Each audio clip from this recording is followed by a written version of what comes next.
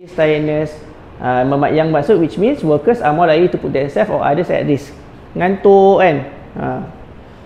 Extremely cold or wet weather is dangerous and can lead to banyak ni. Hypothermia, frostbite, trench foot and chilblains. Pernah dengar tak? Pernah dengar Yang ni memang selalu dengar. selalu dengar kan. I pun bila duduk negara yang ada negara apa musim sejuk, macam dulu I student kat Japan kan, every time winter I masuk hospital. Oh ya? Sebab apa? Benda-benda macam ni ya. Benda-benda macam ni. Any of this, pilih lah. Macam sejuk kan, sejuk sangat. Oh, okey. Sakit. Tapi bila balik Malaysia ni, I suka je sejuk. Maksudnya macam aircon, tapi yelah aircon tak ekstrim lah. Kalau dulu tempat yang I duduk minus 12. Paling sejuk lah. Okay. Tak setiap hari lah. Yang dia angin kuat.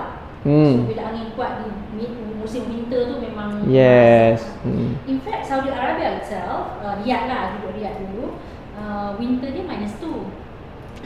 Summer 60, winter minus 2. So relatively the difference are very big lah, very big difference lah. Betul. So saya personally pun ada jugalah dulu, because I came from a temperate climate kan dulu masa study. So kalau ni negatif apa tadi? Minus 12. So my best worst experience is minus 38 Russia kan? Russia. Minus 38. So that was but tapi tak curfew. Moscow kan? Dia punya apa tu dia Nizhny Novgorod. Salji Salji sampai situ lah. tinggallah. Biasa. But dia, I think it has less to do with the amount of snow and temperature is just temperature. Sebenarnya masa snowing tu agak warm kan? Comparatively dia tak sejuk sangat sebab dia jadi ice kan. And I think we can relate lah. Macam it is worse to have slightly cold weather but with wind than to have very cold weather but dead wind, tak ada angin. Sebab tak ada angin dia tak sejuk sangat. Walaupun temperature dia masa tu kita tengok termometer tu dah tak boleh bawah lagi dah. Tapi dia tak akan rasa sejuk sangat. Lebih sejuk yang tak berapa sejuk ni tapi windy. Betul. Angin tu. Ya, angin tu yang. Apa nak kelas kan? Muffler tu tutup semua macam apa? Taliban. Dan I ni memang personal experience jugalah pasal dengan ni kan, extreme cold weather, because I went to solat Jumaat one time, I forgot to bring my gloves, mitts. Balik itu my gloves. Gloves kan, tak pakai, ada perempuan dia pakai mitt kan, macam comel kan, kita pakai glove je lah. So lupa nak bawa hari tu. Balik tu dia memang close call dengan frostbite lah. Very dangerous lah. Memang itu my first hand experience. Saya cakap macam taubat lahum lah, lain kali memang aku tak tinggal lah glove ni. Sangat bahaya. Itu pun macam trench foot tu pun macam contohnya kita pakai slipper kan, walaupun pakai stocking. Dulu ingat macam I tak suka pakai kasut sangat tau. Dulu lah. Lepas tu macam bila pakai slipper memang beku lah walaupun pakai stocking. And then I think trench foot ni sometimes kan people don't really understand the issue is that kalau kata kita pakai macam betul pakai stocking, pakai kasut kan, pakai slipper satu hal lah. But the thing is trench foot ni can occur, contoh macam kita orang pergi kelas daripada pagi sampai petang, kita orang pakai kasut, pakai stocking tak buka. You move into a cold environment, you masuk dalam building, you warm, your feet starts to sweat. Kelas bawah heater kan. Kaki start berpeluh, you move back into the cold, ada akan jadi. Funny tapi macam itulah, that's the reality kan. So macam especially due to that kan bila kita ambil wuduk kan. So masa tu lah I start belajar yang ambil wuduk yang sapu dekat kasut tu kan. Dah nampak doktor Dr. Fifi buat. Tapi kat Malaysia tu bukan Dr. Malaysia. Dr. Fifi dia buat. Arab ramai je lah. Dia boleh ke? Dia kira mazhab dia. Masa winter tu gila nak buka. Betul. Tapi kat Malaysia dia tak. Dah biasa lah. Dia boleh pergi mazhab kata dia lah. Mazhab. Mazhab dia pun lagi. Kita Syafi'i tak pernah kalau tak galak kan. Alright. So inilah banyak isu-isu kan, ada hypothermia, frostbite, trench foot, chilblains lah. Okay. Ini contoh. Ni kalau frostbite lah yang teruk kan, and then you can have. Teruk lah. Ini Gangrene, yes, gangrene. Gangrene. Dia gangrenous.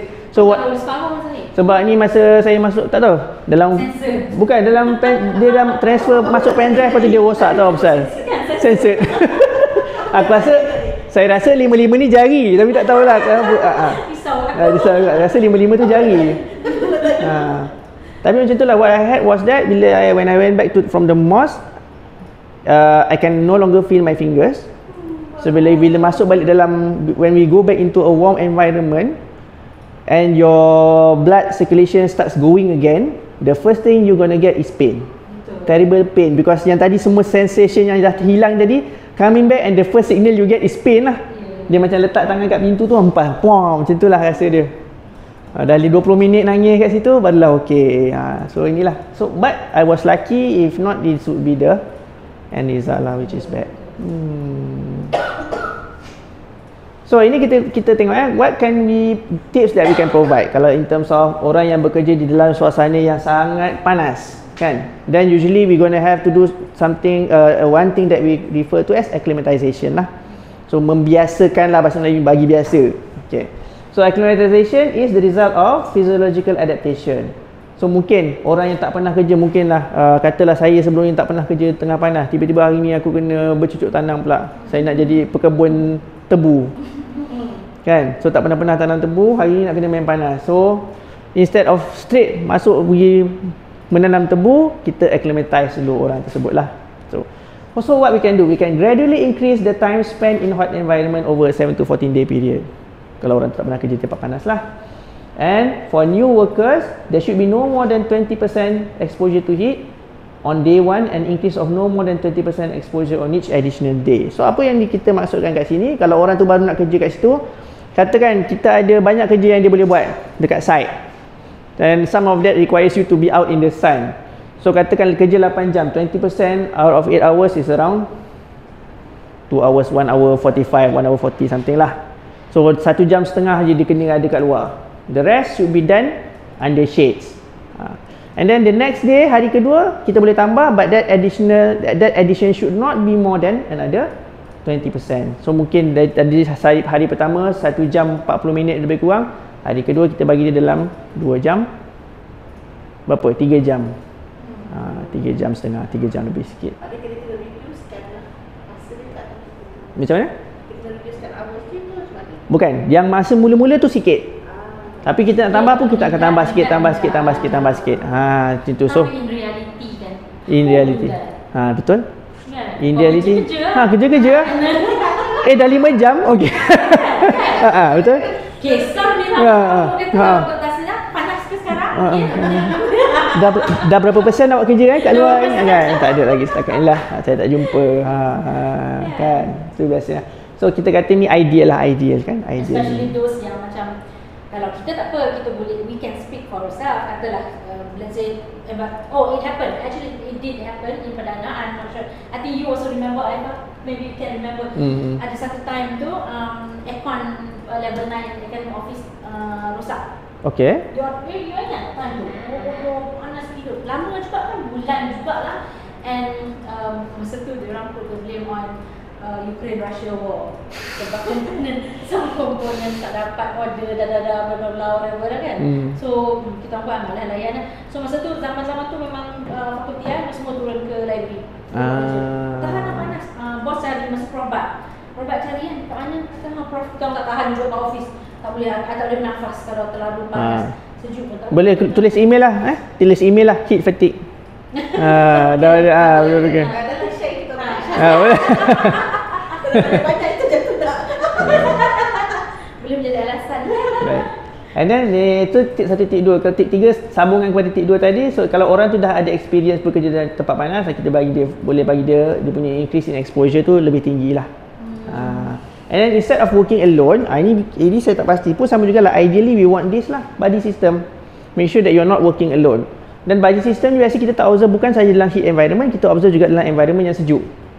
If you're working in a very cold environment atau you're working in very hot environment, it's always good to have a buddy. Mesti ada buddy system. So your friend, or you can check on your friend can check on you. So kalau collapse, taklah collapse seorang-seorang. So the concept of this buddy system in this slide, meaning that to check or to ensure your physiological well-being. Right? Ada ke bidang pekerjaan yang memang menyediakan? Tak. Bukan, sorry. I think I misunderstood you. Dia orang ni duduk bekerja. No, what I mean is, ada ke bidang pekerjaan yang betul-betul taking Apply. care of their physiological well-being to Oh. the point that the employer will set up a buddy system to ensure that I'm okay, you're okay, things like that. Oh, Is there any setakat yang saya observe ni, saya tak nampak yang eksplisit macam ni. Kan? But what we do observe, biasa contoh hot environment or cold lah, I'm talking about both. Biasanya they are not really working in a situation where they are totally or completely isolated. ataupun extreme situations. Mungkin kalau perlombongan ke, bumbung bawah tanah ke, benda macam tu mungkin ada sistem ni kan. Because so far I have not encountered or heard any of this. Sebabnya macam saya cakap, you are not really in total isolation. Kalau macam contoh dulu orang ada chiller room yang besar kan, you may need this in place. Sebab kau masuk seorang tak keluar habis. Orang tak tahu. So but that goes back to again, whether or not the working condition macam creates that opportunity for that total isolation tu tadi, menyebabkan kita tak boleh detect orang-orang ni. Kalau kata ada, then this is a must lah. But usually sekarang orang keluarkan ais daripada lori, kita nampak je kawan tu duduk ronggeng umban ais tak apalah, dia tergolek pun kita tahu lah dia dekat dalam tu. Kan macam tu. Oh, I think that's a good example. I think it might probably diorang ada implementation tak tahu orang lah kan. Tapi macam kilang-kilang ais ke, mungkin ada, mungkin